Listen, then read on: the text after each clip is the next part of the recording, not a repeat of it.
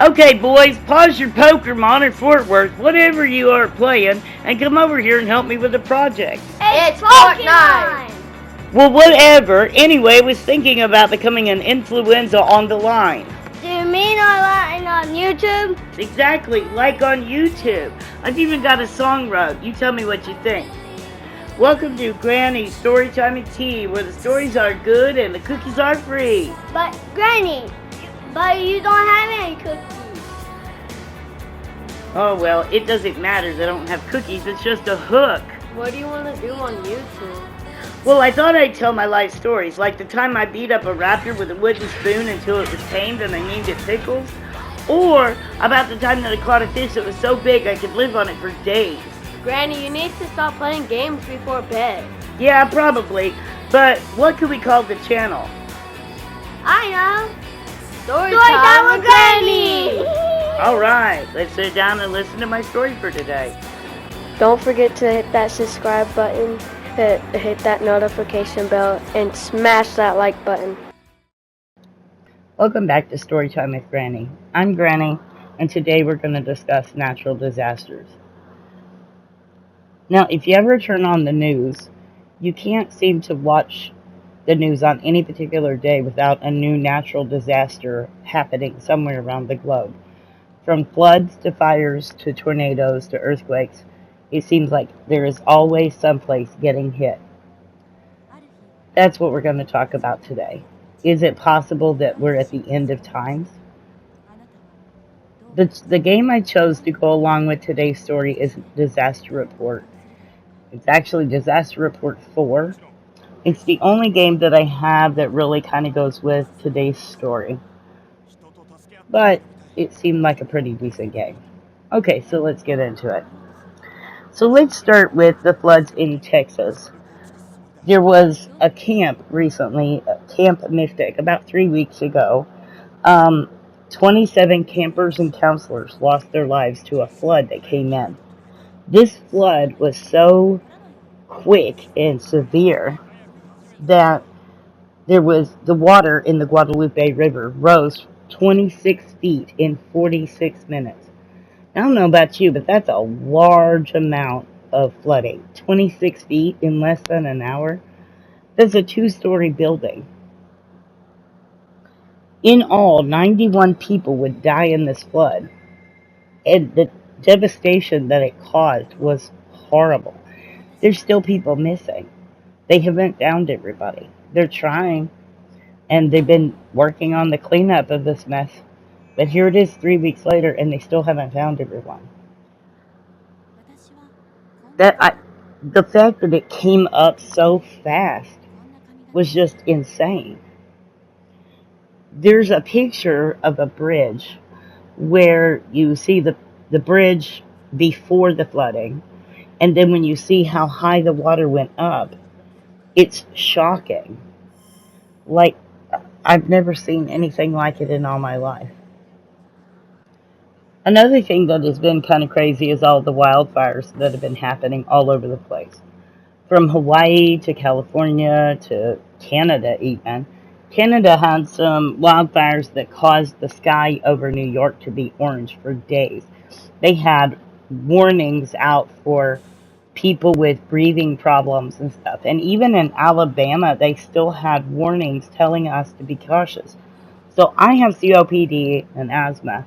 And during that time, I tried to spend as little time outside as possible because some of that smoke debris or whatever was actually causing the air quality in Alabama to be bad. Now, these fires were in Canada. That's a huge distance. But then you had the California fire. All these giant wildfires, and they don't even have enough water to put it out. I mean, what in the world? They had put all these ordinances on the water and weren't releasing some, so they were just allowing areas to just burn. Same thing happened in Hawaii. The whole island burnt. Like everything, except for, like, it seemed like celebrity homes were untouched, which was the crazy thing. All these celebrity homes and rich people like us, their homes didn't burn, but the average normal people, it just burnt. It burnt everything. Buildings, houses, everything. It was just crazy. But it seems like these wildfires keep getting worse and worse. Then California, on top of that, has had several landslides just from different, I guess, rainfall or whatever. But so you've had landslides and fires and everything else just in California, not to mention the earthquakes that happen in California all the time. On the note of earthquakes, Russia just had an 8.8 earthquake that happened on the east coast of the Kamchatka Peninsula. Now, 8.8 is a really huge earthquake. And they say that these 8.8s and things like that of that nature, that high of a magnitude of an earthquake, usually only takes place on what is considered a subduction zone, which is like a fault line, but it's a really big, really deep fault line. Anyway, they were expecting anywhere from 3 to 10 foot waves that would be caused by a tsunami created by the earthquake to hit the west coast of the United States. So they were talking about, well, Japan was going to get hit as well. So they were talking about Hawaii. They were talking about Alaska. They were talking about Japan. Now, there is still right now live feeds where you can watch from Japan as the tsunami waves are coming in. It's not looking like it's going to be as bad as they originally thought. However, any kind of tsunami waves coming in like that can cause, devastation. It can kill people. It can destroy buildings. It can do whatever. And it seems like these earthquakes are getting stronger and stronger. And there's earthquakes happening where earthquakes have not normally happened before. We've had a couple in Alabama, which is kind of nuts. And I'm sure there's fault lines that maybe we just don't know about. They're not shifting as much. I don't know. But the point is, they're happening more and more, and in a lot of places where you wouldn't expect an earthquake. California, everybody pretty much knows California is going to have an earthquake at least probably once a year. I mean, it's constantly happening in California. But when you've got places like Illinois and stuff that are experiencing earthquakes, even if they're just lower magnitudes, there's still an earthquake happening. It's just kind of crazy. A natural disaster that really hits home for me is tornadoes. On April 27, 2011, 62 tornadoes touched down in the Alabama area. Over 250 people lost their lives in less than 24 hours. Now, I lived about 15 minutes away from one of the towns that was hit, Phil Campbell, Alabama.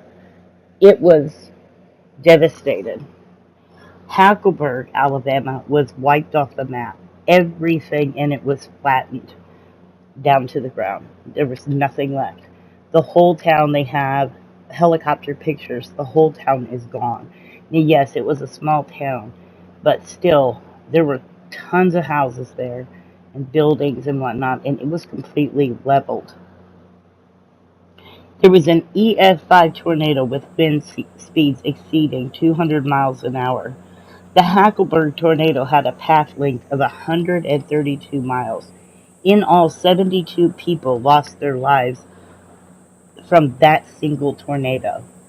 One tornado, 72 people dead, a whole town leveled, and a ton of damage in that 132 mile span. It was crazy. I was working as a caregiver at the time, and my family was at home. And I was terrified because they were talking on the news about you need to seek shelter. And I was trying to get my husband to take my kids to the storm shelter. But my oldest daughter was actually throwing a fit that day and didn't want to go into the storm shelter because it had spiders. And I remember screaming into the phone that if she didn't get her butt in that storm shelter, I was coming there and it was not going to be pretty. And I was just so scared and so worried. And me and the girl that I was taking care of had to sit in a hallway for hours and hours with the news blasting on the TV. It was so scary that day. Now, thankfully, it did not hit my town. We had wind damage and, things like that, but it was not, we didn't have the tornado come through our area. It was, like I said, 15 minutes away.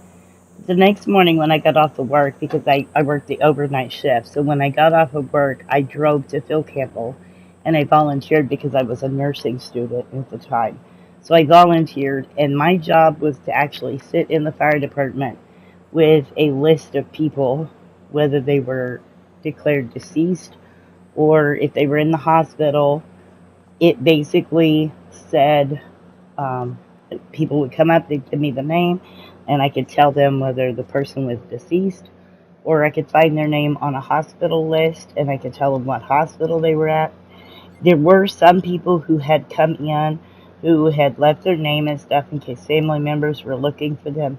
So if, we could say, oh, they went to a hotel in a neighboring town or whatever, and kind of give information, because cell phone service was really sketchy during that period of time. There was so much damage, so many people on the phones. It was just a crazy time. I had never seen anything like that. Now, at the time, my husband and I were not married. We were living together. We were going to get married on May 21st. And the little town that we were going to get married at was in Phil Campbell that was hit. So the church where we were going to be married at actually had took some storm damage and could no longer be used for our wedding. So we wound up getting married in my backyard. And it still wound up being a cute wedding. Anyway, getting back to the point, with all of these natural disasters that are constantly happening, you've got a lot of talk out there on the internet of people saying, are we at the end of times? Well, we've got to discuss, what is the end of times? What does that all mean? So let's kind of discuss that for a minute. Okay, so if you believe in the Bible, the book of Revelations talks about the 7 seals. The first seal is supposed to be a rider coming down on a white horse, and the rider is going to have a bow and a crown. And it's going to basically be a symbol of conflict and a false messiah. The second one is a red horse with a rider holding a great sword, symbolizing war and the removal of peace on earth. The third is a black horse holding scales, signifying famine and the high cost of food. The fourth seal is a pale horse with a rider named Death, accompanied by Hades, signifying death, disease, and devastation.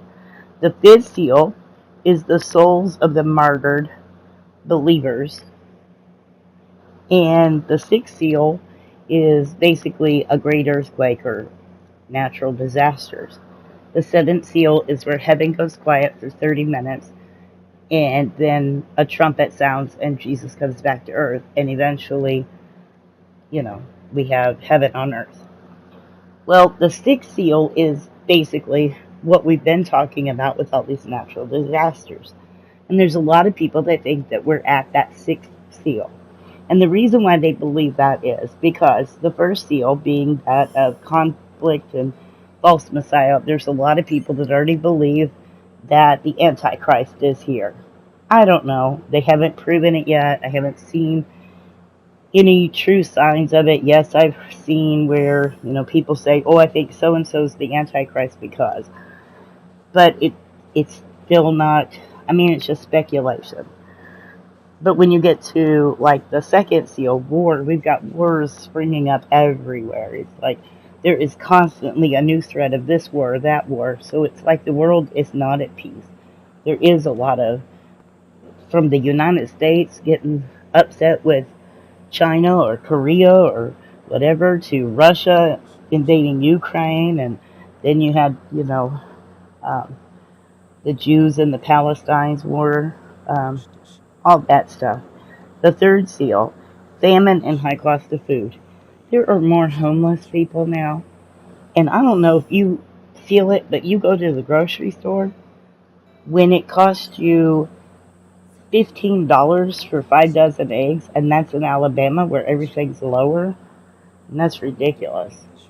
The price of food has gotten so awful that you just can't, you can't afford to eat a whole lot. I mean, you just can't. My husband and I eat one meal a day. That's about all we can afford. Um, but it is what it is, you know. The fourth seal, signifying death, disease, and devastation. I mean, yeah, we had the COVID, but we have diseases all the time. That's the thing, okay? I don't know if it's the fourth seal, but there are diseases that are being discovered all the time, every time you turn around. Now, I believe a lot of these diseases are by the crap that we put in our food and the crap we put in our bodies and, you know, the crap they put in the water. And I mean, it's just, you know, you're getting a lot of cancers and things like that caused by all these preservatives and things that are being added to stuff. Now, I don't know. Are we at the end of times? I really, truly don't know. I know that I, personally, being a Christian, try to be right with my Maker all the time. I pray to God. I repent for my sins. Am I afraid of the end of the world? No. Okay, so no, I'm not saying that I want to die tomorrow. I'm just saying that as a Christian, I believe that I'm right with God, and so if this is the end of times, I'm not scared.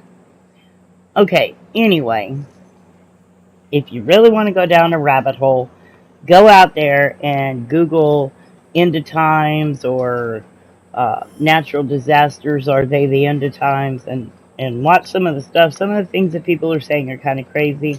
It's more informational than what I'm saying right now. Probably a little bit more correct and accurate. I'm just going based on what I've found and what I've researched in my own personal opinions. But anyway, I want to thank you for watching this video. If you haven't done so already, please hit that subscribe button. We're trying to get out to more people. We only have 6 subscribers as it stands right now, so we are trying to get out there to a bigger audience. And everything that you do, from smashing a like button to sharing the video to subscribing and hitting the notification bell, all of that helps the channel algorithm. Anyway, once again, thanks for watching. We'll catch you on the flip side.